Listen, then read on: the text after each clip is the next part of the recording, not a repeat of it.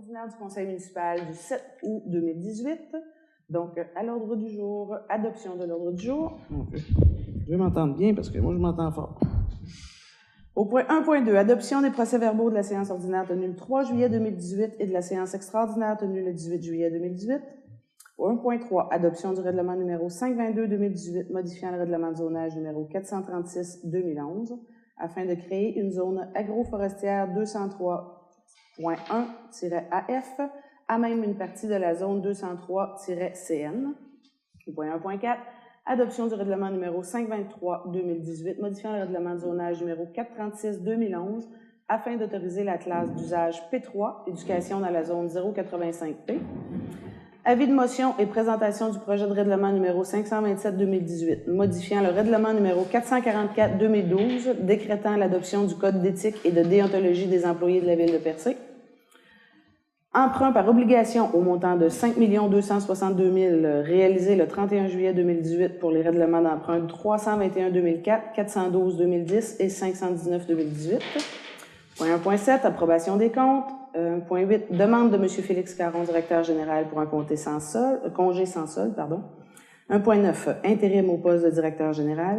1.10, modification du contrat de travail de Mme Lisa-Marie Gagnon, urbaniste, chargée de projet, développement durable et patrimoine.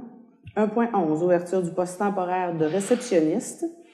1.12, lettre d'entente numéro 15 avec le syndicat des travailleurs et des travailleuses et travailleurs de la Ville de Percé.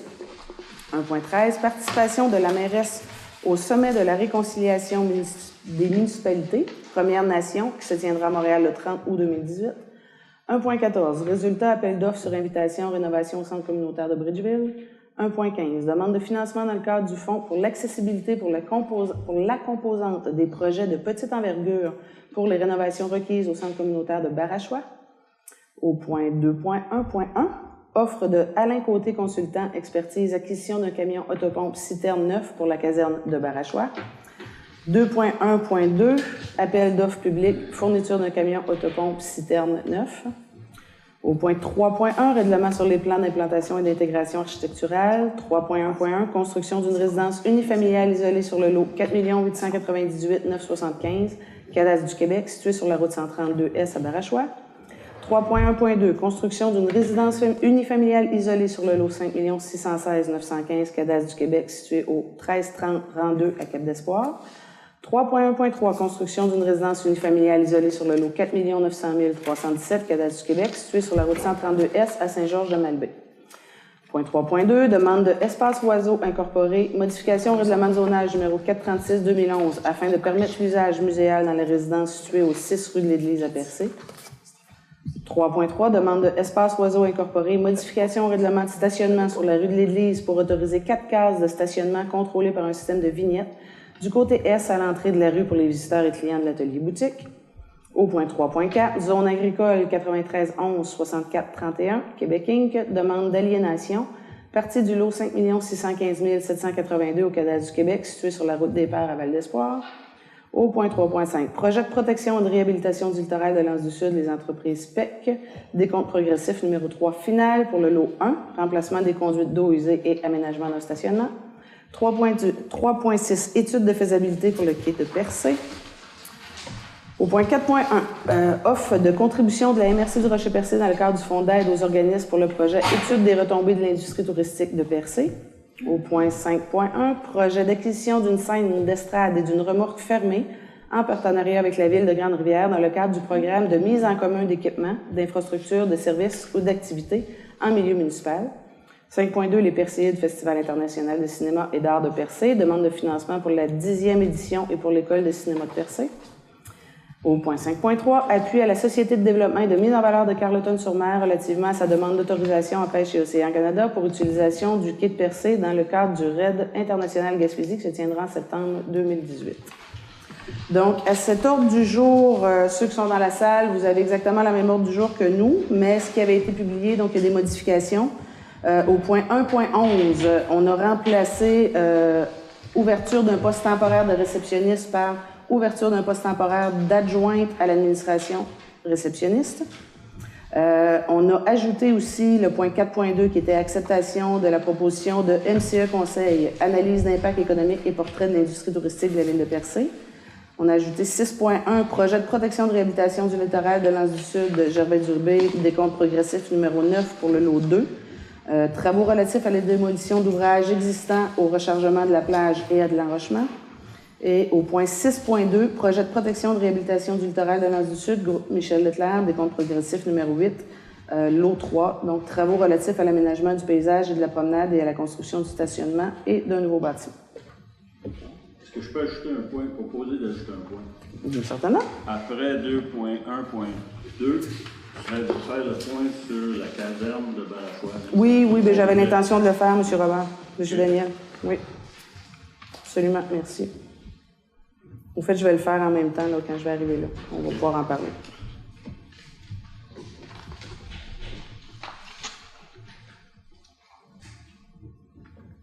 Donc, est-ce que nous avons un proposeur pour l'ordre du jour? Je propose. Merci, M. Sainte-Croix. Donc, nous sommes au point 1.2, adoption des procès-verbaux de la séance ordinaire tenue le 3 juillet 2018 et de la séance extraordinaire tenue le 18 juillet 2018. Je propose. M. Sainte-Croix, merci. Au point 1.3, adoption du règlement numéro 522-2018 modifiant le règlement de zonage numéro 436-2011 afin de créer une zone agroforestière à même une partie de la zone 203 CN.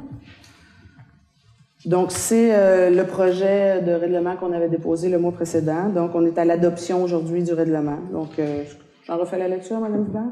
Je peux l'expliquer si vous voulez. Les dernières étapes, en fin de compte, c'est le règlement qui prévoit, qui permet la construction résidentielle sur le lot 5 083 692 qui est en face de la route du Mont-Blanc. Et la deuxième étape était l'adoption d'un second projet de règlement et suivi d'un avis public aux personnes intéressées à faire une demande d'approbation référendaire. Les gens avaient jusqu'au 19 juillet. Nous n'avons reçu aucune demande, donc le Conseil est prêt à adopter le règlement sans modification. Et la dernière étape, ce serait l'approbation par la MRC au mois de septembre. Parce qu'il n'y a pas de séance au mois d'août. Il n'y a pas de séance au mois d'août, effectivement. Je propose. Merci, M. Warren.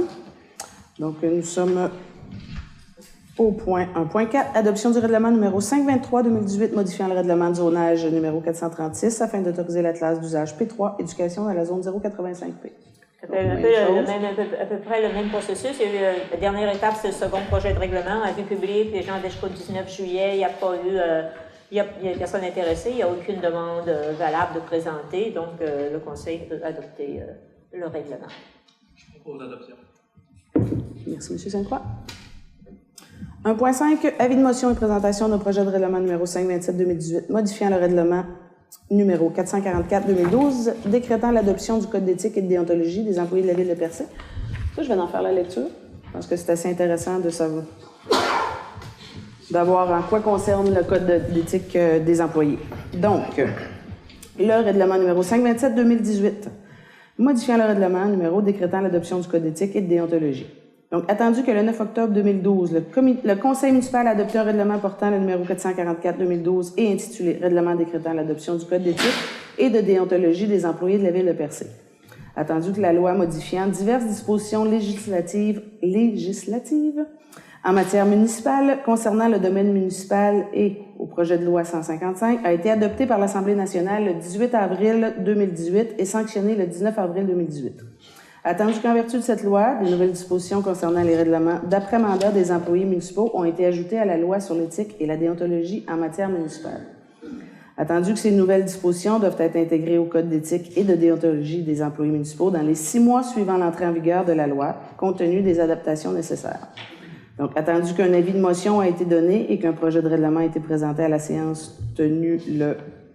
Ça va être aujourd'hui. Parce que c'est un projet, donc ça va être le texte final du règlement. Merci, Mme Hubert. Le Conseil décrète ce qui suit. Donc, à l'article 1, le préambule du présent règlement en fait partie intégrante. À l'article 2, l'annexe A du règlement numéro 444-2012 est modifié par l'ajout du paragraphe suivant à la section « Les obligations particulières ». Donc, règle numéro 9, après mandat. Dans les 12 mois qui suivent la fin de son mandat, il est interdit aux employés mentionnés ci-dessous d'occuper un poste d'administrateur ou de dirigeant d'une personne morale, un emploi ou toute autre fonction, de telle sorte que lui-même ou toute autre personne tire un avantage indu de ses fonctions antérieures à titre d'employé de la municipalité. Donc, ça concerne le directeur général et son adjoint, ça concerne le trésorier et son adjoint, le greffier et son adjoint. On avait ajouté aussi le directeur de l'aménagement et de l'urbanisme et le directeur aux travaux publics. Et voilà. Donc, le présent règlement entre en vigueur suivant la loi, adoptez-le. C'est bien? Oui, donc, juste pour simplifier, c'est une procédure un peu particulière. C'est un peu le même processus qu'on avait déjà fait, un peu le même processus que le règlement sur le traitement des élus municipaux. On doit publier, suite à l'adoption du projet de règlement, au dépôt, on doit publier un avis public qui informe les gens de la présentation de ce projet de règlement-là et qui en fait un résumé. Et aussi dire les gens que le Conseil prévoit adopter le règlement à la séance. Ici, ça va être la séance du 4 septembre. Et aussi, il y a les employés qui sont consultés, un autre processus qui rentre dans l'adoption de ce règlement. C'est qu'il faut que ce soit la personne qui est membre du Conseil qui donne l'avis de motion, qui présente le projet de règlement. Donc, on va devoir donner Mme la mairesse parce que c'est elle qui a présenté le projet de règlement. C'est particulier comme ça, là, la loi. C'est des petites subtilités comme ça. On s'adapte. Donc, nous en sommes au point 1.6, emprunt par obligation au montant de 5 262 000, réalisé le 31 juillet 2018 pour les règlements d'emprunt 321-2004, 412-2010 et 519-2018. Donc, ceci concernait, au fait, 3 montants. Le fameux montant de Tourisme Québec, donc du 3 millions, qui est la subvention de Tourisme Québec. À ça, on avait des renouvellements d'emprunts à faire. Donc, c'est des emprunts qu'on avait déjà à la Ville de Percé, mais qui devaient être renouvelés. Donc, on a fait un règlement d'emprunt totalisant les 2 emprunts qu'on avait précédemment qui devaient être renouvelés, plus le fameux 3 millions du tourisme, du ministère du Tourisme, qui est une subvention remboursée sur 10 ans avec capital et intérêt. C'est ça. En fait, ça ici, si vous permettez, c'est une étape qu'on n'avait pas besoin de faire, mais c'est toujours préférable de le déposer au Conseil. C'est parce que la trésorière était, dans vertu d'un règlement de délégation de pouvoir, la trésorière pouvait accepter la solution la plus avantageuse de l'appel d'offres qui est fait par le ministère des Finances, parce que c'est le ministère des Finances Québec qui fait l'appel d'offres public, et parce que l'émission était le 31 juillet, donc elle a accepté, donc on vous informe que la trésorière a accepté une solution, la solution la plus avantageuse étant celle de Financière Banque Nationale Incorporée. Donc, en fin de compte, le Conseil on peut proposer que le Conseil prend acte de l'adjudication du contrat par la trésorière. Merci. Proposition. Merci, M. Daniel. Au point 1.7, approbation des comptes. Donc, il est proposé que le Conseil approuve la liste des déboursés pour la période du 28 juin 2018 au 30 juillet 2018 au montant de 242 158,62 $. La liste des déboursés au 31 juillet 2018 pour le projet de protection et de réhabilitation du littoral de l'Anse du Sud au montant de 24,40 $. La liste des comptes à payer au 31 juillet 2018 au montant de 374 961 $. Et la liste des comptes à payer au 31 juillet 2018 pour le projet de protection et de réhabilitation du littoral de l'Anse du Sud au montant de 296 837,90 $. Merci, Mme Hubert. 1.8, demande de M. Félix Caron, directeur général, pour un congé sans solde. Alors, M. Caron va nous quitter. On a reçu sa lettre cette semaine. Pour l'instant, ce qui nous est demandé, c'est un congé sans solde. Donc, M. Caron nous quitte. C'est sa dernière séance ce soir. On peut le dire. On peut le dire. On peut le dire pour vous aussi. Il s'en va travailler au ministère de la Sécurité publique, donc le nouveau bureau de la direction générale régionale à Gaspé. Donc, avant de quitter officiellement, je pense que c'est tout à fait légitime de sa part de demander un sans solde à l'ensemble du conseil. Allez voir l'expérience, c'est normal de le demander. Donc, il y aura un congé sans solde autorisé pour M. Caron de 3 mois, renouvelable sur un autre 3 mois. Donc, ce que ça va nous permettre de faire, c'est d'avoir une conversation ensemble après 3 mois pour voir qu'est-ce qu'il y en est. Si sa décision est déjà prise, à ce moment-là, ça pourra nous aider à entamer des procédures d'embauche pour une nouvelle direction générale. Sinon, ben, si encore c'est pas certain, on a quand même 6 mois là, qu'on se donne de marge de manœuvre pour permettre à M. Caron d'aller tenter un nouveau poste. Accepter un nouveau défi. Accepter un nouveau défi, c'est très bien dit. Je propose. Le congé sans solde. Oui. C'est ça le titre l'ordre du jour. C'est bien, alors on passe au point 1.9. Donc, en conséquence du départ de M. Caron, il n'y aura pas d'affichage qui va se faire encore avant la fin du congé sans solde. Donc, on va avoir un poste de direction intérimaire pour cette période de sans solde-là. Donc, M. Ghislain Pitt, excusez-moi, va relever le mandat d'intérimaire pour la période de 6 mois. Je propose. Madame Caillou. Merci. Donc, au point 1.10, modification du contrat de travail de Mme Lisa Marie Gagnon, urbaniste chargée de projet, développement durable et patrimoine. Donc, un autre départ. Mme Lisa Marie Gagnon nous quitte également. Pour un autre défi aussi. Toutefois, Mme Gagnon, qui est liée au projet de réhabilitation du littoral, le projet n'étant pas encore complètement terminé, on propose une modification au contrat de travail qui est un contractuel. Madame Lisa Marie Gagnon est ici à l'embauche contractuellement.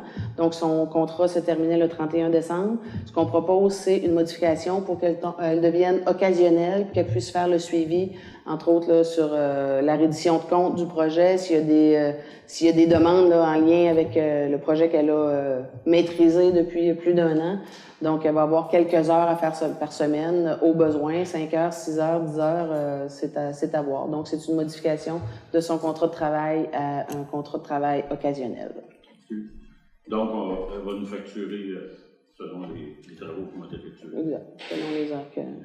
Ça ne sera pas nécessairement une facture, parce que là, ça impliquerait que ça serait comme une c'est travailleuse ça. Non, autonome. c'est Ce serait un employé de la ville, mais elle fera une feuille de temps pour le nombre d'heures de travail plutôt.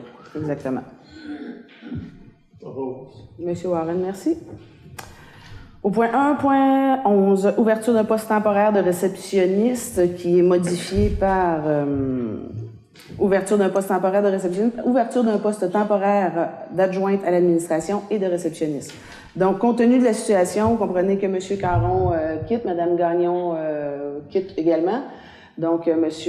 Pitre, qui va avoir, je pense, beaucoup de charges sur son bureau de travail, ce qui est proposé, c'est que Mme Cynthia Trudel, qui est présentement à la réception, fasse un poste d'adjointe à l'administration. Donc, pour... Adjointe à la direction. Adjointe à la direction. Et pour ça, on va afficher un poste temporaire de réceptionniste, donc pour la période, encore une fois, d'intérimaire et le temps d'avoir soit M. Caron qui revienne en poste ou un nouveau directeur général. Je propose. Question? Non, À proposer? Madame Hubert. 1.12, lettre d'entente numéro 15 avec le syndicat des travailleuses et travailleurs de la ville de Percé. Donc, c'est le poste de mécanicien. C'est l'entente avec le syndicat sur la liste de tâches. Donc, considérant que le contrat de travail de Madame... Non, pas du tout. Je suis pas là. Considérant le proposé des conseillers des conseillères que le conseil approuve la lettre d'entente numéro 15 à intervenir entre la ville et le syndicat relativement à la création du poste de mécanicien, que la mairesse et le directeur général soient autorisés à signer la dite lettre d'entente pour et au nom de la ville. Donc, c'est la définition de tâche et voilà. Madame la mairesse, si vous le permettez, j'aimerais apporter juste une petite précision sur le point d'avant, le 1.11, où là aussi, on aura une lettre d'entente à signer avec le syndicat pour, dans le fond, la promotion ou l'affectation de Cynthia Trudel. Donc, c'était déjà écrit dans le projet de résolution, mais on n'avait pas parlé, fait que je voulais quand même qu'on le précise là, pour nous autoriser à signer cette lettre d'entente-là, qui serait la numéro 16. Parfait. Proposé? Oui, c'était déjà proposé. OK. 1.12, c'est proposé par M. Daniel aussi. Donc, nous sommes au point 1.13. Participation de la mairesse au sommet de la réconciliation des municipalités Premières Nations qui se tiendra à Montréal le 30 août 2018. Donc, c'est une première édition. Écoutez, étant donné qu'il y a beaucoup d'intérêt, je pense, pour les nations évidemment de venir travailler avec la municipalité, ils ont déjà été beaucoup présents avec le Géoparc de Percé. C'est un premier sommet, donc on a reçu l'invitation et c'est résolution pour accepter de la participation. Je le propose. Merci, M. Sainte-Croix. 1.14. Résultat appel d'offres sur invitation rénovation centre communautaire de Bridgeville. C'était envoyé, je pense, à l'ensemble des contracteurs sur le territoire de la municipalité. On n'avait pas eu de soumission, aucune, donc il n'y avait eu aucune réponse. C'est un deuxième envoi là, qui a été fait, je pense, à 3 contracteurs, là, je pense, qui ont eu l'habitude là, de travailler. Donc, il n'y a eu aucune soumission par rapport à la premier appel. Donc là, c'est d'autoriser d'aller en gré à gré, soit auprès au moins deux, demander au moins deux prix auprès de ceux qui ont déjà été invités à soumissionner ou de tout autre entrepreneur qui serait intéressé à réaliser les travaux. Merci, Mme Réa. Donc, au point 1.15, demande de financement dans le cadre du fonds pour l'accessibilité pour la composante des projets de petite envergure pour les rénovations requises au centre communautaire de Barachois. Donc, c'est une demande de financement qui a été faite en collaboration avec la CEDEC. CEDEC? Oui. Pas SODEC, CEDEC. Qui est un organisme qui vient en aide surtout aux communautés anglophones dans les milieux où il y a des communautés anglophones. La CEDEC, étant donné que dans le Grand Percé, nous avons des communautés anglophones, nous permet de venir nous aider à travailler là, certains projets. Donc, c'est des ressources qu'on a à notre portée. Et M. David Felker, qui est le directeur régional, tu sais son poste? Non. De la CEDEC. Le poste, précisément, je pourrais pas vous le dire, travaille déjà beaucoup avec la communauté de Barachois, Belance et Saint-Georges et tout. Bridgeville également.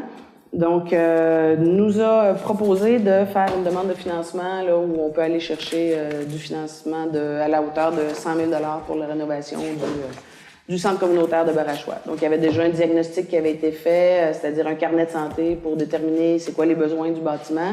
Entre autres, dans l'adaptation aux personnes handicapées, les rampes d'accès, les sanitaires qui sont sur un petit pied surélevé. Donc, c'est tout simplement ça, ça n'engage à rien, mais le dépôt a été fait. Il est directeur, M. Felker. Oui, c'est ça. Parfait. Aviez-vous quelque chose à ajouter, Mme Dubert, sur ce point d'information-là? Il faut passer une résolution. Une résolution également pour pouvoir déposer. On doit transmettre pour ajouter à notre demande, compléter la demande. Compléter la demande. Merci, monsieur.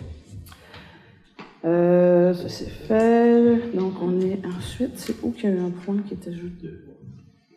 Après ça, ça va à 4 points. C'est beau.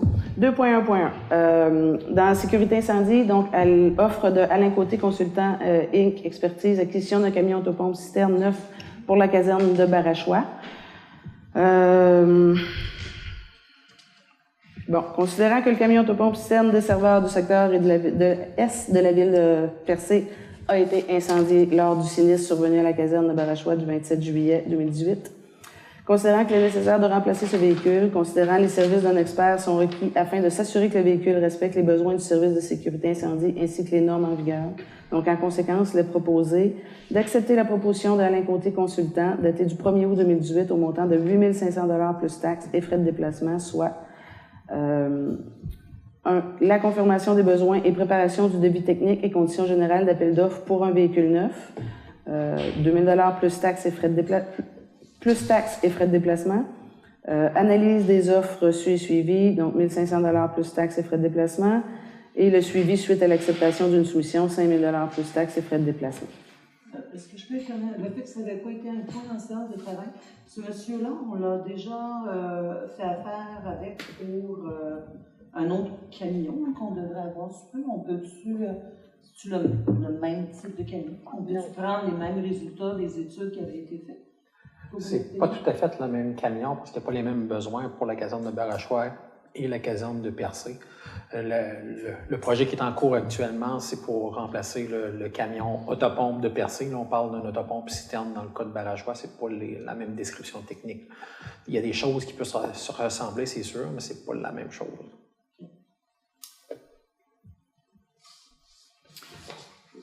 Une proposition? Propose. M. Daniel, merci. Dans le même cas que l'offre précédente avec M. Côté, ben c'est chaque étape. Dans ce cas-ci, moi, vous le faites tout en même temps? On le fait tout en même temps parce qu'il faut aller chercher le camion. On en a besoin. J'ai pensé le procurer en même temps. On ne l'accepte pas au complet. OK.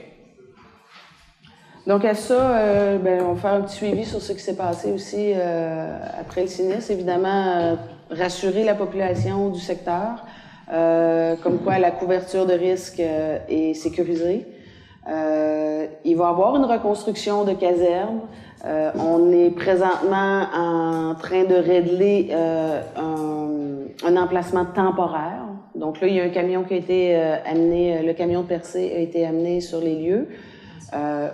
L'ancienne Barachois, en fait. L'ancienne Barachois, en fait, qui est retournée. Qui est encore en service. Oui, tout à fait. Donc, on est en train de regarder là, pour un emplacement temporaire. Il va y avoir reconstruction. Donc, je sais qu'il s'est dit toutes sortes de choses, comme régulièrement. Alors, on ne refera pas de caserne, on ne rachètera pas de camion et jusqu'à la sécurité sera pas considérée. Non, ce n'est pas vrai. La sécurité sera considérée. Première des choses.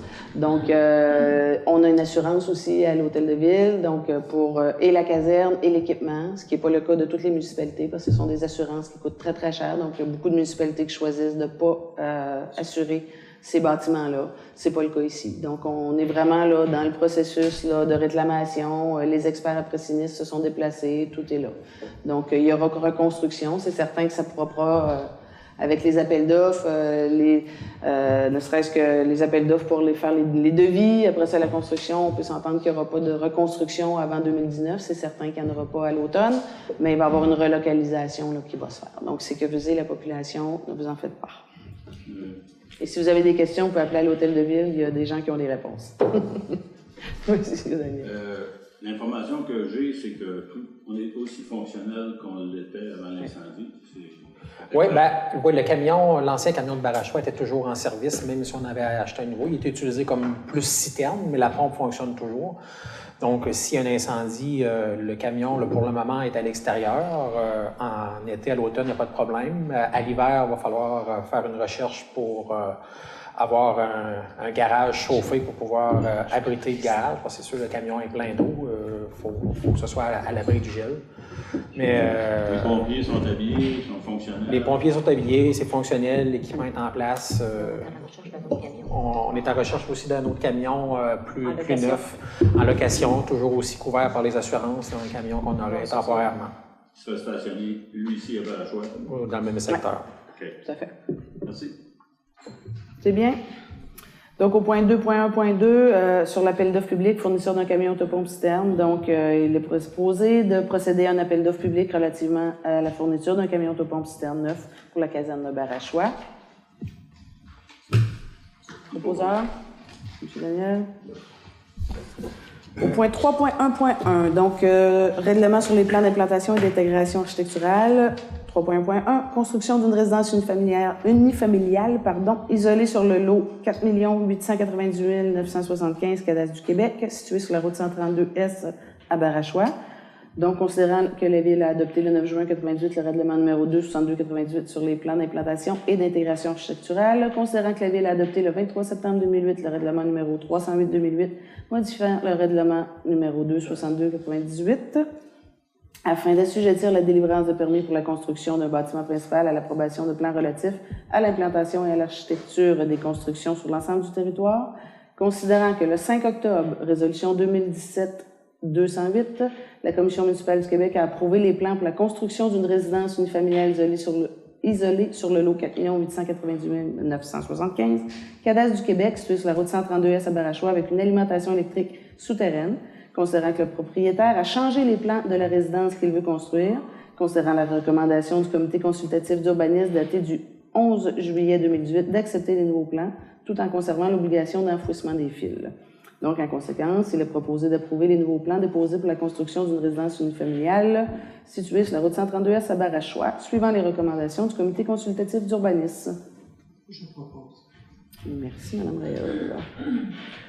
Donc, 3.1.2, construction d'une résidence unifamiliale isolée sur le lot 5 616 915, cadastre du Québec, situé au 1330 rang 2 à Cap d'Espoir. Donc, les mêmes considérants. En conséquence, il est proposé, considérant la recommandation du comité consultatif d'urbanisme daté du 11 juillet, d'accepter les plans tout en prévoyant l'enfouissement. Il est proposé d'approuver les plans déposés pour la construction d'une résidence unifamiliale isolée sur le lot 4 900 317, cadastre du Québec, secteur 132, à Saint-Georges-de-Malbaie. Je l'ai-tu sauté un? Ah, j'ai changé. Ben, c'est les mêmes considérants. À la demande d'approbation, les plans de construction à Cap d'Espoir. Donc, il est proposé d'approuver les plans déposés pour la construction d'une résidence isolée sur le lot 5 616 915, cadastre du Québec, situé au 1330 rang 2 à Cap d'Espoir. Je propose. Merci, Mme Bourgette. Donc, au point 3.1.3, excusez-moi. Donc, écoutez, même chose. Donc, il est proposé d'approuver les plans déposés pour la construction d'une résidence familiale sur le lot 4 900 317, secteur route 132S à Saint-Georges-de-Malbaie. Merci, M. Saint-Croix. Au point 3.2, demande d'espace oiseau incorporé modification au règlement de zonage numéro 436-2011 afin de permettre l'usage muséal dans la résidence située au 6 rue de l'Église à Percé. Point qu'on a discuté la semaine passée, évidemment, en séance de travail. Donc, la résidence qu'on parle se situe encore plus vers l'église, si on veut, que la boutique présentement à M.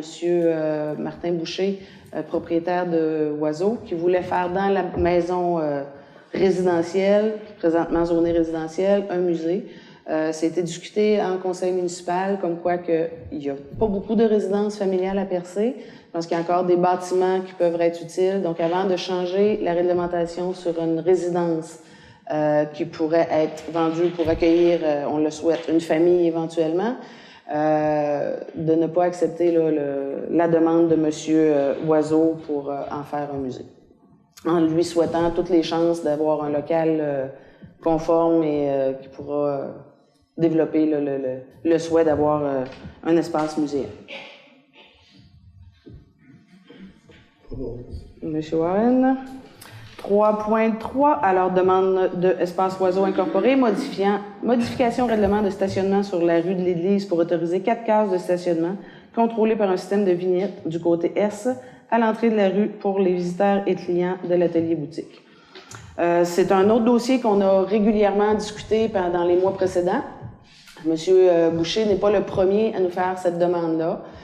Donc, à plusieurs séances de travail, c'est revenu sur le sujet. Cette fois-ci, on a considéré de le garder à l'ordre du jour pour en aviser tout le monde, au fait, du choix qui est fait par le conseil municipal de conserver la réglementation sur les rues sans stationnement. C'est une réforme qui a été faite bien avant le conseil municipal ici en place, cela dit, mais qui poursuit une étude et qui avait été faite à la demande de la municipalité il y a quelques années. Ces rues-là ne sont pas conformes au stationnement, c'est-à-dire qu'ils n'ont pas la largeur requise pour avoir du stationnement. Ils ont été autorisés et, je dirais... tolérés, merci M. Caron, pendant longtemps parce que le village de Percé nécessitait du stationnement. Il n'y avait pas assez de stationnement pour accueillir l'ensemble des touristes. Présentement, les stationnements Percé ont eu enfin une réforme. Donc, et cela dit, on est conscient qu'avec l'achalandage qu'on vit cet été en 2018, on va devoir continuer d'en parler, on va devoir y revenir et s'asseoir. Mais pour ce qui est des rues, tous les gens qui sont satisfaits de cette tranquillité-là dans la rue, parce qu'il faut dire, là, quand je dis que c'est pas conforme, c'est qu'il n'y a pas la largeur nécessaire. Donc, quand il y a une voiture qui est stationnée, tout le monde a vécu l'expérience, les autos ne se croisent pas sur la rue de l'Église, entre autres. Et ce qui déborde la bordure de l'asphalte, ce sont des terrains privés. Il n'y a aucun accotement municipal. Donc, pendant toutes les années où ça a été toléré, les voitures ont circulé sur les terrains privés directement. Donc, on n'a pas le choix de s'en tenir à la réforme qui a été faite. Puis on peut pas, avec un, dire oui, avec un... C'est le troisième à nous faire la demande. Donc, on maintient la réglementation, sachant qu'éventuellement, on va devoir réfléchir aussi là, pour l'avenir, parce que, vous l'avez sûrement remarqué, Percé vit des heures heureuses, il y a du monde dans le village et ça circule. Je vais ajouter à ça, l'étude en question en 2011, je pense, faite par DAA à demande de la ville, Il y avait un autre point, c'était circulation aussi. Tout à fait. On a un problème de circulation à régler parce que régulièrement, encore aujourd'hui, des remorques qui stationnent pour débarquer. Là, je pense qu'il va falloir regarder ça parce que ça ralentit énormément la circulation. On va devoir réfléchir encore. Tout à fait. Plus que réfléchir, agir. Agir. C'est ça. Je propose. Merci, Mme Réal. Au point 3.4 maintenant, zone agricole 93 11 64 31 Québec Inc. Demande d'aliénation, partie du lot 5 615 782 au cadastre du Québec, situé sur la route des Pères à Val-d'Espoir. Donc, il est proposé de recommander auprès de la Commission de la protection du territoire agricole du Québec la demande de la 93 11 64 31 Québec Inc. relativement à l'aliénation. Au fait, c'est qu'en terre agricole, on doit faire la demande auprès de la Commission de la protection des territoires agricoles pour faire une modification là, de l'eau. C'est bien ça, M. Caron? Ben, en fait, c'est pour aliénation, c'est le terme qui est utilisé par la CPTAQ. On pourrait aussi parler de morcellement. Donc, si le terrain avait été vendu au complet, on n'aurait pas besoin d'apporter ça parce que présentement, c'est en zone agricole. Il y a de l'agriculture dessus. Il va encore avoir de l'agriculture dessus. Dans le fond, la compagnie numéro, c'est Brasserie Ovale qui vont l'utiliser pour faire leur jardin, faire pousser ce qu'ils ont besoin pour faire leur bière. Ça va demeurer une utilisation agricole, mais pour faire le morcellement du terrain, ça prend l'autorisation de la CPTAQ pour faire la transaction. Voilà. Monsieur Warren. Au point 3.5, projet de protection de réhabilitation du littoral de l'Anse du Sud, les entreprises PEC, décompte progressif numéro 3 pour le lot 1, donc remplacement des conduites d'eau usées et aménagement de stationnement. Donc, considérant que la Commission municipale du Québec a autorisé résolution numéro 2017-121, pardon, la Ville a signé un contrat au montant de 626 676,99 taxes incluses avec les entreprises PEC, suite à l'appel d'offres public intitulé « Remplacement des conduites d'eau usées et aménagement de stationnement » dans le cadre de la mise en œuvre du projet de protection et de réhabilitation du littoral de l'Anse du Sud, considérant que ces travaux sont admissibles en vertu du programme général d'aide financière pour les sinistres, donc c'est payé par le MSP en totalité, considérant que le 7 août 2018, un troisième et dernier décompte progressif signé par l'entrepreneur et approuvé par le consultant de la Ville pour ce projet a été produit dans le cadre de ce contrat. Donc, considérant que le montant payé pour ce décompte est établi à 34 871,79 $, conséquence, il est proposé d'accepter le décompte progressif numéro 3 et d'autoriser le paiement d'un montant de 34 871,79 $ au nom des entreprises FEC. Merci, Mme Bourgette. 3.6, étude de faisabilité Quai de Percé. Il est proposé d'accepter l'offre de service de Tetra Tech datée du 7 août 2018 au montant de 69 800 $ plus taxes applicables pour la réalisation d'une étude de préfaisabilité pour l'aménagement d'un quai dans l'Anse du Nord à Percé. Tadadam. Écoutez, le quai qui est présentement proposé par le ministère de Pêche et Océan. Vous savez qu'il y a eu une annonce qui a été faite par le MPO sur la rétrocession du quai après l'ouvrage au gouvernement du Québec. Présentement, il y a eu, à notre demande, puis c'était souhaité aussi tant par le MPO que par le gouvernement du Québec, avec qui on travaille, qui sont surtout là, les gens de la stratégie maritime, c'était souhaité aussi d'avoir des consultations publiques, donc de venir rencontrer les utilisateurs, c'est-à-dire les pêcheurs, les bateliers et bon aussi la CEPAC qui a été consultée. Donc les gens vraiment liés à l'industrie sur le quai. Le quai qui nous a été proposé présentement ne convient pas du tout, je vous dirais. Au niveau de l'utilisation, il y a eu des modifications qui ont été demandées par les pêcheurs, par les utilisateurs, qui n'étaient pas extrêmes, qui auraient pu être faites, qui ont été entendues. Donc, quand ils sont venus nous rencontrer, ce n'était pas une consultation bidon, c'était les plans et devis sont pas faits, les croquis étaient là, donc ça avait été réfléchi, mais ce n'était que des croquis. Donc, ils venaient entendre vraiment qu'est-ce qui a été proposé, qu'est-ce qui était pensé par les gens du milieu, ce que j'ai absolument insisté pour que ça se fasse. Toutefois, c'est au niveau de l'intégration. Donc, le quai qui est proposé présentement ne peut absolument pas convenir au village de Percé son gigantisme, est-ce que ça se dit? C'est dit. C'est dit. C'est-à-dire que c'est un quai qui aurait une durée de vie de 50 à 75 ans. Donc, à la demande du gouvernement provincial, on demande un quai qui aura peu ou très peu de frais liés à l'entretien pour les 25 prochaines années. Donc, c'est la demande du gouvernement provincial. À ça, le MPO nous propose un quai de roche, qui jusque-là n'est pas la raison pour laquelle c'est pas concevable, mais c'est un quai d'une hauteur de 6 mètres. Présentement, on a un quai d'une hauteur de 3 mètres.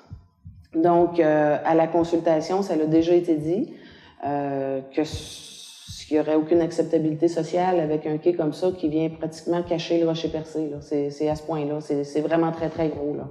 C'est presque 2/3 des lampadaires qui sont sur le quai présentement là, de plus. Donc, il y a eu d'autres rencontres qui ont été faites pour tenter de trouver une solution qui conviendrait au MPO, qui conviendrait au gouvernement provincial, qui conviendrait à l'ensemble du conseil municipal qui allait accepter ça et qui conviendrait aux utilisateurs, aux pêcheurs, mais à l'ensemble de la population et des touristes. Donc, ça fait beaucoup de monde à satisfaire, mais il ne faut pas oublier personne, parce que c'est pas un ouvrage qu'on veut faire pour 2 ans, là, c'est un ouvrage qu'on parle de 50 à 75 ans. Fait que moi, j'ai pas envie qu'on se rappelle de moi pour avoir fait le quai qui cache le rocher percé. Donc, on a tenté de trouver des solutions ensemble et la proposition qui est faite, c'est qu'historiquement, les quais étaient dans l'Anse du Nord, ici à Percé. Donc, il y a beaucoup plus d'eau dans l'Anse du Nord. L'eau est plus profonde. On n'en est pas là. On n'est pas en train de dire que c'est là que ça va se faire. Par contre, on a demandé au ministère de refaire un peu les travaux par rapport aux croquis qu'ils vont nous proposer. Et on a choisi ensemble, à la demande, au fait, de la stratégie maritime aussi, de faire une étude de faisabilité pour voir qu'est-ce que ça coûterait de le faire dans l'Anse du Nord, s'il y avait une possibilité. Donc, c'est une étude de pré-faisabilité. On n'est pas à changer les projets de place, mais avant de faire une décision, de prendre une décision qui va durer, comme je vous dis, 75 ans. Il y a Mme Cahill qui serait peut-être encore là, qu'on a dit. À part de ça, pas grand monde. Ben, avant de faire ça, on veut que toutes les éventualités soient bien envisagées, bien réfléchies, puis pas se permettre de faire des erreurs avec cet ouvrage-là, qui est très, très, très, très important pour la vitalité du village. Et l'étude de prévisibilité, elle est payée en entièreté par le ministère des Pêches et Océans. Donc, c'est eux autres qui financent l'étude en entièreté. Merci, Mme Cahill. Voilà, au point maintenant. 4.1.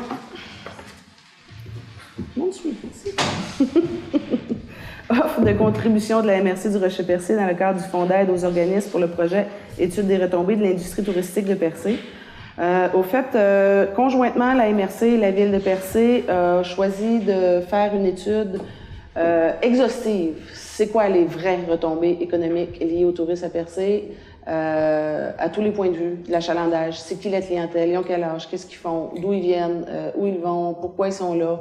Donc, une vraie étude sur qui est la clientèle, une étude auprès des commerçants aussi, les choix des commerçants, je veux dire, tout ce que ça peut toucher, là, puis c'est pas à moi d'en faire la démonstration parce qu'on va payer une firme pour le faire, mais une étude, donc, vraiment pour être capable de quantifier les retombées de Percé.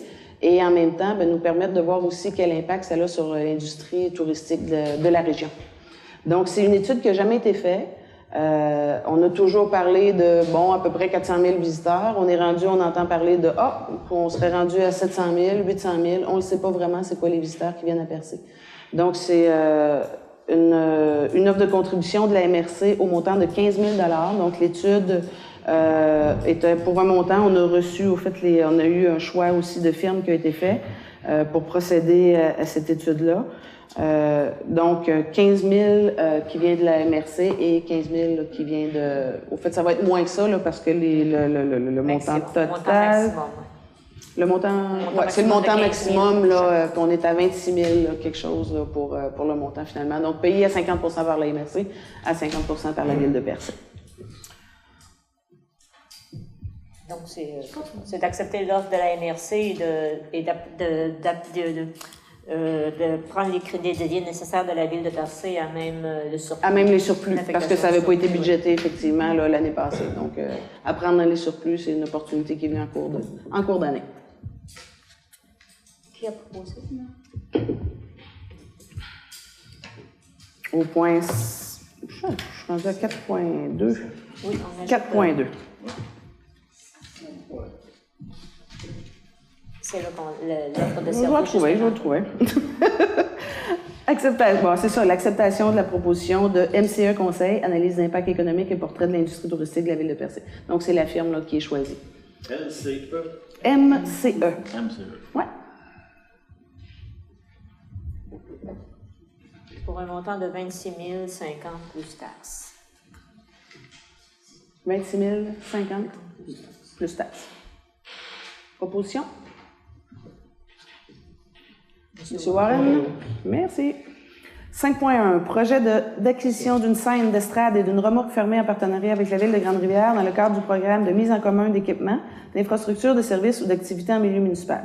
Donc, c'est un nouveau programme qui existe au ministère des Affaires municipales, quand 2 municipalités se regroupent pour faire un projet d'acquisition d'équipements.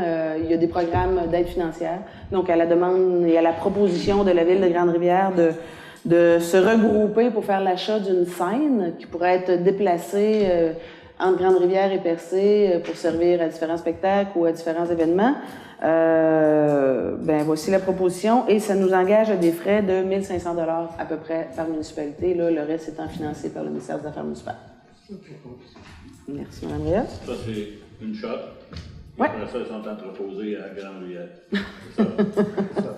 On va veiller à ce que ça se passe pas comme ça. Il faut faire une programmation. C'est sûr que si on prévoit rien à mettre dessus, ça ne servira pas.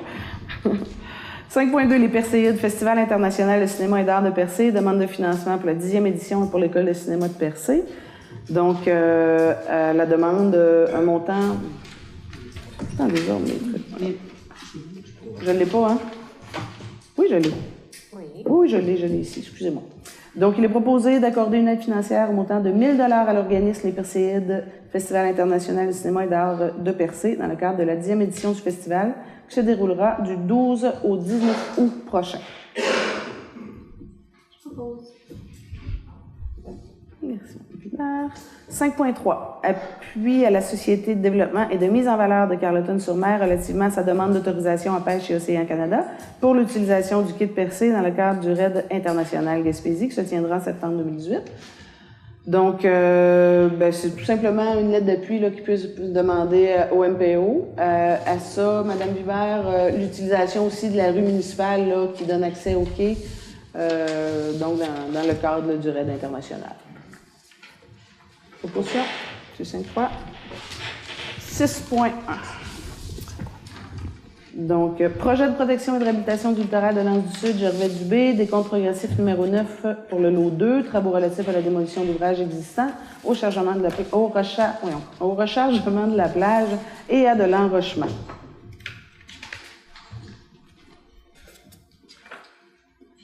Donc, considérant que la commission municipale a autorisé, considérant ces travaux, considérant c'est tout, le montant à payer pour ce décompte est établi à 799 361,28 $, taxes incluses, déduction faite de la retenue prévue au contrat.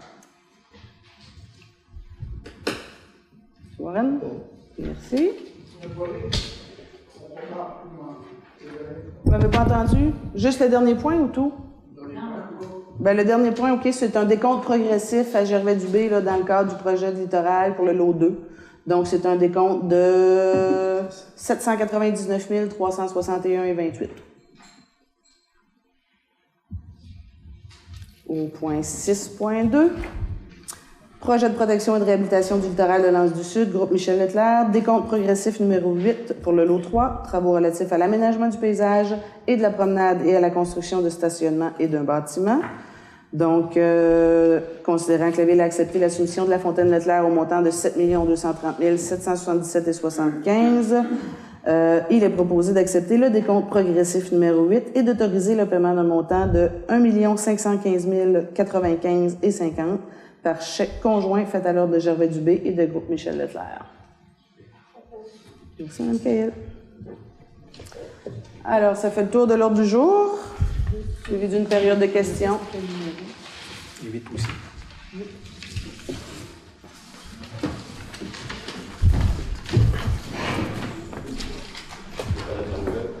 Pardon? Il n'y a pas d'affaires nouvelles? Non. On vient de les appeler. Ben oui, c'était les 6.1 et 6.2 au fait. Louis Beaulieu, du Cap-Blanc, Percé, Madame la mairesse, Mesdames et Messieurs les conseillers et conseillères. Je voudrais soulever un élément d'information qui nous turlupine. La commissaire, Madame Thériault, qui a fait l'intérim en été 2017, avant les élections municipales qui ont désigné l'actuel conseil, avait pris au sérieux la problématique de l'hélicoptère, au point d'en faire un avis juridique, sinon deux, qui ont été assez fouillés. Et ceux-ci avaient établi 2 points clairs. Le premier, c'est que nous ne pouvions, même si l'hélicoptère contrevenait, selon l'avis juridique, à plusieurs règlements de la Ville, concernant particulièrement le bruit et le zonage, la Ville ne pouvait pas intervenir à cause de ce qu'on appelle la prépondérance fédérale sur les règlements municipaux. Cependant, il a été clair aussi que la Ville pouvait faire appliquer des règlements qui n'interviennent pas sur l'opération même de l'hélicoptère.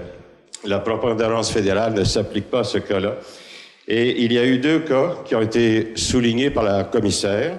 Le stationnement sur le gazon, qui contrevient à un règlement municipal, et l'affichage sur le côté de la mer, qui contrevient aussi à un règlement municipal. Et à son départ, la commissaire nous avisait qu'un avis d'infraction avait été effectivement signifié à Passeport Hélico, et nous voyons que rien n'a changé. Alors ma question est de savoir, allons-nous appliquer les règlements municipaux avec tels qu'ils devraient l'être et tels que la commissaire avait laissé comme mandat à cet effet? En deux volets, je vais répondre à votre question. Au niveau de l'affichage, il devait avoir une Au niveau de l'affichage, c'est l'affichage qui était dans l'emprise du MTQ, entre autres, qui était problématique. Ça a été retiré, donc il y a seulement l'affichage qui est fait sur la propriété même où les départs se font. Il y avait aussi l'affichage plus signalisation qui avait été fait avant et après le site. Là, en tout cas, sous toute réserve, je crois que tout est concentré sur le site actuel, l'aire de décollage. Ouais. Au niveau de l'affichage. Au niveau de l'affichage. Au niveau du stationnement. Pour le stationnement. On en a discuté en conseil municipal et on a préféré garder le stationnement sur le gazon plutôt que faire un enrochement sur du gazon pour la période où ce serait fait. Je dis que faire de l'enrochement à cet endroit-là pour quelques semaines, ça devient pas nécessairement plus beau que ce qu'il en était. Donc, discuter en conseil municipal, le choix a été fait d'autoriser le stationnement sur le gazon. Y a-t-il eu dérogation du règlement? Non, on parle plus de tolérance, parce que le propriétaire était prêt à faire ces changements-là. Quand on en a discuté au conseil municipal en séance de travail, il avait été convenu que ça serait probablement préférable que le stationnement temporaire, dont on parle de 6 à 8 semaines, se fasse sur une pelouse plutôt que de défricher une partie de terrain pour en faire un stationnement avec du gravier. Donc, je comprends qu'il s'agit d'une utilisation temporaire. Bien, sur une période de 52 semaines, oui. Est-ce qu'on pourrait à ce moment-là appliquer le règlement municipal aussi en ce qui concerne le kiosque, qui lui aussi est une installation temporaire et qui ne devrait pas rester là 12 mois par année, comme c'est le cas depuis 3 ans? Le kiosque est toujours présent. Et ça, ce n'est pas conforme non plus aux règlements municipaux. Et c'est une application temporaire, en toute logique, avec le reste du temporaire dont vous me parlez. Nous vérifierons ça, M. Beaulieu. Sur le deuxième point que je voudrais aborder, c'est la question du stationnement. Puisque le Conseil va réfléchir et continue de réfléchir sur le stationnement, j'aurais d'abord une suggestion. Y aurait-il possibilité, comme ça avait déjà été suggéré, d'envisager que par respect pour les résidents de Percé, qui, dans cette période justement où le stationnement est très difficile à trouver, puissent avoir des vignettes ou quelque chose qui leur permette de stationner au moins un certain temps sans avoir à payer des stationnements à grands frais, comme c'est le cas actuellement. Vous parlez pour quel endroit, là? Ben, je parle en général, quand on parle de stationnement actuellement. La CEPAC, par exemple, appliquait un règlement qui n'est plus, semble-t-il, mis en place, qui permettait de stationner 1 heure sans avoir à payer. Or, le stationnement, la plupart des stationnements, même ceux de la CEPAC actuellement, ne comprennent plus cette tolérance qu'il y avait auparavant. Et pour les résidents de Percé, c'est évidemment très problématique quand il y a la grosse affluence de pouvoir trouver des stationnements actuellement. Et ça nous oblige des fois à les payer des stationnements alors qu'on n'aurait peut-être pas à avoir à les payer si on était considéré. On est tous dans la même situation, mais il faudrait vérifier parce que, à moins que ça l'ait changé, mais je ne crois pas, je ne veux pas dire de bêtises, mais au Géoparc, les stationnements ont une période de gratuité aussi. Ce qui n'est pas le cas au stationnement. C'est 2 heures. Oui, ce qui n'est pas le cas, par exemple, au stationnement du Géoparc, qui est le plus grand stationnement disponible. Ce qui n'est pas le cas, vous dites? Au stationnement du Géoparc. Oui, il y avait une gratuité de 2 heures. Je ne sais pas si... Ça, je dis, je veux pas dire de bêtises, mais il y avait une gratuité, là. Oui. Elle n'est pas clairement indiquée, en tout cas, si c'est le cas. Là, je pourrais pas vous dire, là, mais il y avait une gratuité de 2 heures. Je pense pas qu'il y a eu de changement là-dessus. Merci de l'information. Parce que c'est pas, comme c'est pas affiché et que on ne peut pas en parler à personne, ça serait bon que ça soit bien indiqué. Parce que sinon, on se fait dire qu'on va peut-être avoir une contravention si on se stationne là pour une demi-heure. Mon troisième point, en fait, je ne cherche pas à faire d'argutie, là, je veux juste bien comprendre une chose. Dans le formulé que vous allez ajouter dans le code de déontologie, je présume que c'est un formulé qui vous a été transmis ou suggéré par des avis juridiques ou quelque chose du genre? Madame Hubert, pouvez-vous répondre à cette question? L'ajout de la règle, c'est une règle qui était déjà dans la loi pour les élus. Et avec le projet de loi 155, le gouvernement a modifié la loi sur l'éthique et la déontologie en matière municipale pour que cette règle-là soit appliquée aussi à certains employés municipaux. Donc, c'est pour ça qu'il faut modifier. Donc, les 3 premiers postes... Je ne parle pas des postes, je parle du formulé comme tel du paragraphe, parce qu'on parle d'avantages indus. Bien, ça, c'est tel que la loi. C'est ça, hein? Oui. Qui va définir ce que c'est qu'un avantage indu? Ah, ben là, les textes de loi sont toujours interprétables, M. Beaulieu, c'est ça. C'est difficile d'être tout clair, à moins qu'il y aurait des exemples à l'infini. Comme ça que les avocats ont. Donc, ça devient une question juridique. Mais c'est la loi, c'est pas la loi. Je vous dis, c'est la loi, mais je veux dire, qu'est-ce qui est indu, il n'y aura pas de... OK. Est-ce que c'est défini dans la loi? Peut-être par jurisprudence. D'accord. Merci, madame la parole.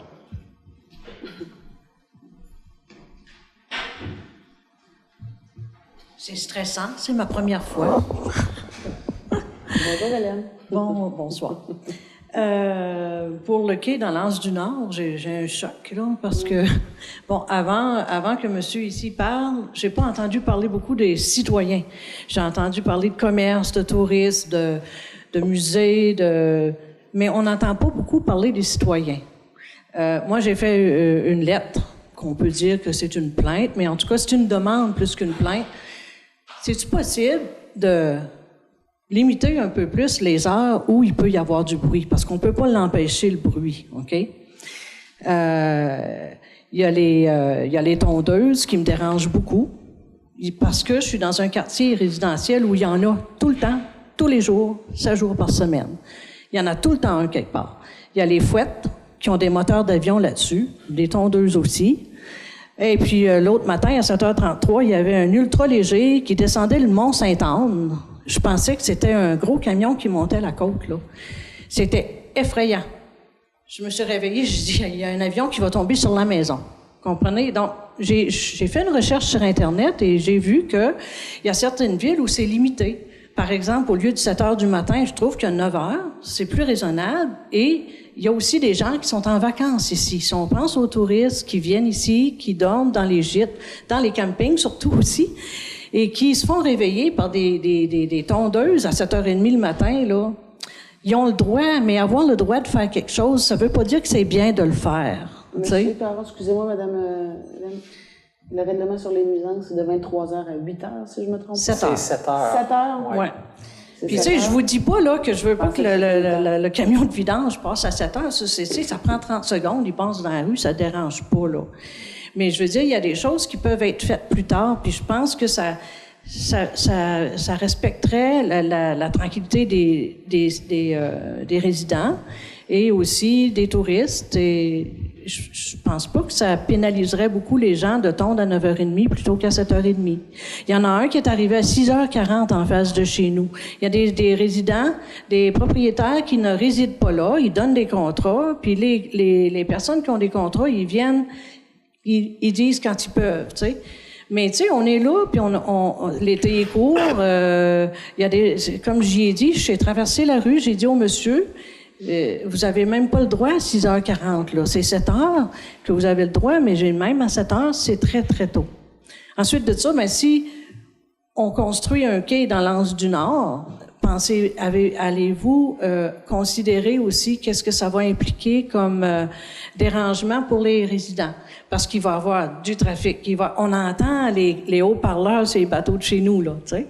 Fait que je me dis, c'est pas grave, ça me dérange pas vraiment. Mais s'il y a ça qui s'ajoute aux fouettes, qui s'ajoute aux tondeuses, qui s'ajoute à l'ultra-léger, puis aux hélicoptères, ben là, c'est-tu le fun de venir acheter une maison à Percé? Ça se peut-tu qu'on vende notre maison puis qu'on s'en aille? C'est ça.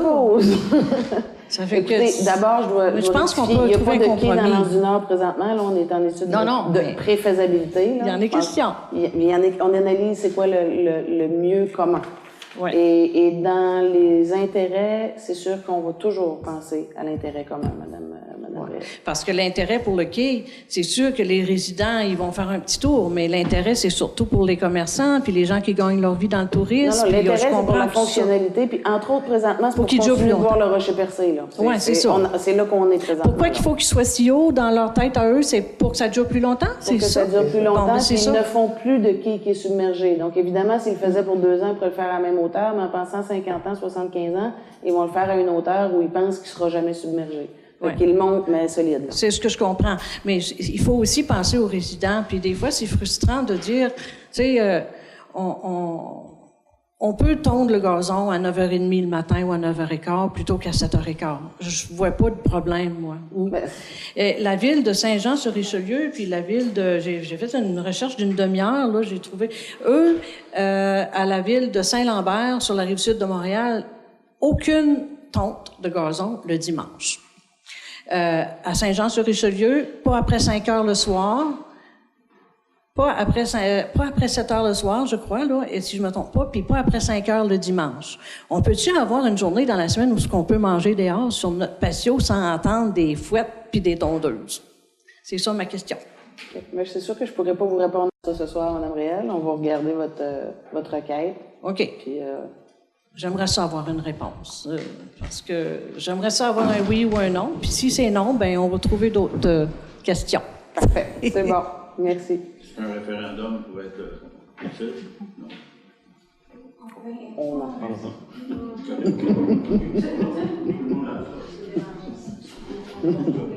Bonsoir, Michel Fréchette, Cap d'Espoir. Fréchette. Pardon? Bonsoir, M. Fréchette. Bonsoir, Mme la Présidente. Je voudrais revenir peut-être sur l'histoire du Code de déontologie, si vous me permettez. Je voudrais poser la question à savoir... Ça va? Ça va. Okay. Je ne sais pas ce qui est tombé, mais ça va. OK. Pourquoi on observe une certaine différence de traitement à travers les différents postes? Parce que à peu près tout le monde a son adjoint. Ouais. Mais le directeur de l'urbanisme, il n'y a pas d'adjoint. Et le directeur des travaux publics, il ne semblerait pas avoir d'adjoint, lui non. Ben, il n'y en a pas d'adjoint. Non, mais il pourrait éventuellement en avoir dans la croissance. Donc, ce que je me dis, c'est qu'on pourrait mettre et possiblement, entre parenthèses, adjoint. Ça pourrait. Dans la mesure où si on doit revenir encore et perdre du temps sur une négociation de résultats comme celui-là, au moins on aurait couvert l'ensemble de la pensée de ce texte-là. C'est les administrateurs principaux et leurs adjoints immédiats. Okay. Merci de le prendre en considération. Noté.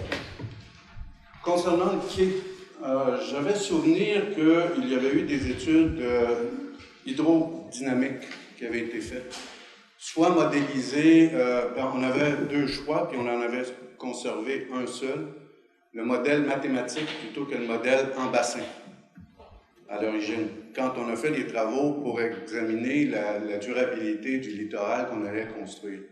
On sait que le quai joue un rôle très, très important dans l'ensemble Dans la protection de l'ouvrage, effectivement. Est-ce que ces études-là vont être rétroversées dans l'examen ou ont Oui, été... tout à fait. S'il y avait un déménagement du lieu, du site, peu importe, le quai, présentement, sert de protection. Par contre, il n'y aurait pas nécessairement à être un quai, ça pourrait être un épi, tout simplement. Ça pourrait être même, à la limite, là, la hauteur est à définir, parce que j'ai pas la réponse à vous donner, là, mais pratiquement fleur d'eau. Là. Donc, il devrait avoir cet épi-là de 180 mètres qui resterait là. Donc, le fond du quai devrait rester en place, probablement aménagé puis réparé pour que ce soit bien fait. Là. Donc, il y aurait un enrochement qui servirait d'épi. Ou de brise-lames, d'une sorte de brise. On appelle ça un épi à ce moment-là. Là. Donc, qui pourrait être à fleur d'eau, qui pourrait dépasser d'un pied, 2 pieds, quelque chose du genre. Là. Donc, ça, c'est à définir dans l'étude. Mais oui, il y a une utilité dans la protection de l'ouvrage qui vient d'être fait. Est-ce que le scénario de le détacher du continent a été examiné? De créer un espace entre le rivage et l'ouvrage pour laisser passer les courants, parce que fondamentalement, c'est ça qui décharge la plage. Je comprends pas votre question. Le quai sur pilotis? Il y a des modèles comme Le premier bout, non, c'est pas considéré, parce que... Non, c'est pas considéré. Okay. Faut qu'il y ait quelque chose. Puis même si le quai était là, le fond du quai resterait là pareil. Parce que là, on tombe dans d'autres trucs, d'autres considérations, d'aller gratter le fond marin. C'est pas une bonne idée selon le MPO. OK. Concernant la question des stationnements, effectivement, moi, j'ai cessé de venir à Percé en tant que contribuable et en tant que citoyen, même s'il y a des belles activités. Pendant les grosses périodes achalandées, là, vous venez le reste du temps. Je viens à mon conseil, mais c'est à peu près... Ou quand je fais de l'accompagnement au centre d'action bénévole. Là, je me fais un devoir. Okay. Mais effectivement, il va falloir réfléchir sérieusement à la quiétude et l'ensemble de la vie du citoyen dans toute cette période-là. On veut bien croire qu'on a des centaines de milliers de personnes, mais je pense qu'on reste là, nous aussi. D'abord, excusez-moi, M. Fréchette, mais je vais répondre à M. Beaulieu aussi là, à cette question-là. Il y a un stationnement complètement gratuit ici, là, dans le cœur du village qui est municipal. Là. Tout le stationnement autour là, du bâtiment où est le poste temporaire de la SQ, j'ai complètement oublié tantôt, mais il est gratuit, ce stationnement-là. Là. Puis, il y a pas mal tout le temps de l'espace. Excusez-moi, j'avais oublié de le mentionner tout à l'heure. Si vous me permettez, oui, je vais essayer de préciser, je pense qu'il me dira si j'ai tort. L'idée, c'est d'identifier un citoyen de Percé dans l'ensemble de la démarche, parce qu'un touriste différent de Percé, d'un citoyen de Percé, ça ne se différencie pas par la part minéralogique. Peut-être s'il a acheté son véhicule à Sainte-Foy, encore. Mais l'idée, c'est d'avoir, en tant que citoyen de Percé, une identification comme quoi on n'est pas illégaux si on arrive sur un stationnement qui est autorisé pour 2 heures. Parce que ça va demander aux gestionnaires de ce stationnement-là d'identifier les bonnes personnes. Mais ça, cette demande-là, elle passe pas par le conseil municipal. Là. Je veux dire, les stationnements privés qu'il y a dans le village ne passent pas par ici. Le stationnement de la CEPAC ne nous appartient pas. Je veux dire, il y a un stationnement municipal qui est gratuit. Pour l'instant, c'est ce que je peux dire. C'est véritablement laissé à la tête du client. Mais il est moins de l'épicerie, le stationnement municipal. Il y a un stationnement aussi à l'épicerie. Non, mais il y a un stationnement à l'épicerie pour... C'est tout le temps. Hein? C'est tout le temps. Ben, j'y vais. Moi, à l'épicerie, là, je veux dire, je suis citoyenne aussi. Je vais à l'épicerie régulièrement, puis je me stationne dans le cours, là. En tout cas, moi, je ne comprends pas demander. Je suis allée hier, puis je n'avais pas de place. Ben, je stationne plusieurs fois par jour. Mais bon. Je voudrais revenir peut-être sur cette excellente... Moi, je n'ai pas cette chance. Je ne veux même pas jouer la chance. Je voudrais revenir sur cette excellente initiative de faire le portrait du tourisme au niveau de Percé.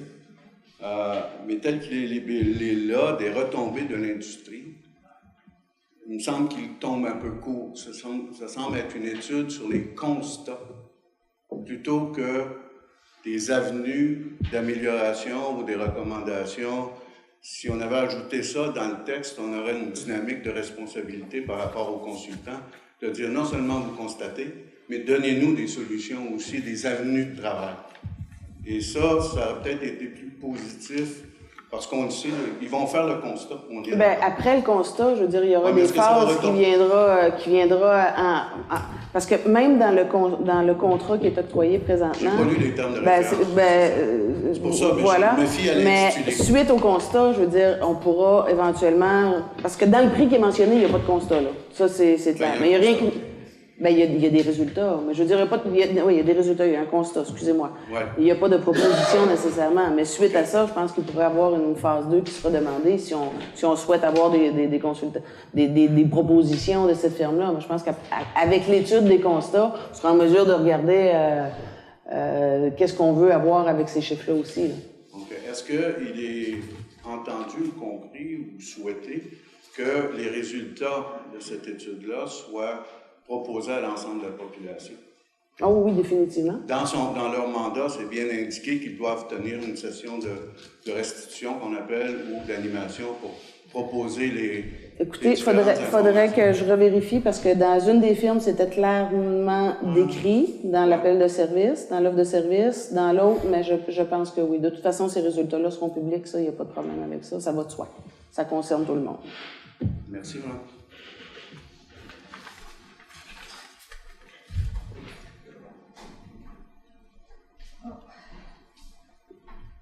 Je m'appelle Ginette Boulanger. Je reste à la rue de l'Église.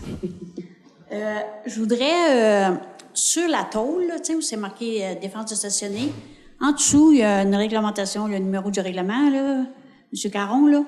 C'est géré par qui, le règlement? C'est-tu un règlement de la Ville de Percé, ça? C'est un règlement de la MRC qui est adopté par chacune des municipalités que la Sûreté du Québec et ou des employés municipaux ont le droit d'émettre les constats. Mais ces règlements-là, habituellement, sont gérés par la Sûreté du Québec. Je ne veux pas aller à faire donner des constats, là, mais je voulais juste savoir qui a le droit de donner des constats. Bien, alors où on se parle, c'est la Sûreté du Québec. Okay. Si la municipalité avait voulu mandater quelqu'un, par exemple, Gemma Vibert, pour aller donner des constats, il aurait fallu faire une résolution pour l'autoriser à y aller. Mais alors où on se parle, on parle de la Sûreté du Québec. Mais elle n'aura pas pu le voir. C'est un exemple. Elle a refusé. Non, c'était juste pour savoir parce que, tu sais, le touriste, là, il vient, il stationne. Ben là, il y a quelqu'un qui a dit tantôt que l'autre bord de l'asphalte, c'était comme chez moi, là. Tu sais, la garnotte, là, puis le gazon. Puis tu dis au monsieur qui a son gros Winnebago, pouvez-vous aller stationner ailleurs? Je ne vous répéterai pas qu'est-ce qu'il m'a dit, là, parce que c'était pas vrai, de toute façon. Mais j'ai demandé au monsieur son adresse, son numéro de téléphone et tout ça pour que je puisse aller stationner chez eux sur son gazon.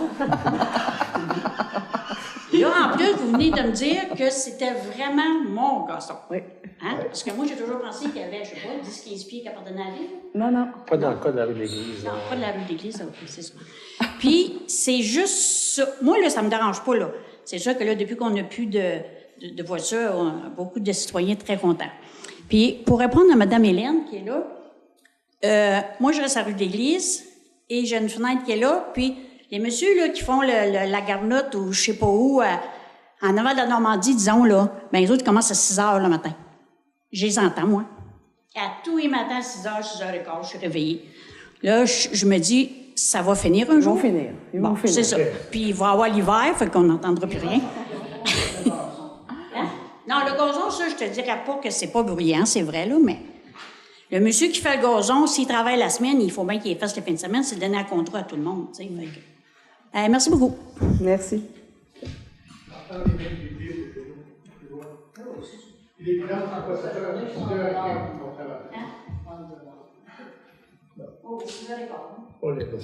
On lève l'Assemblée? Oui.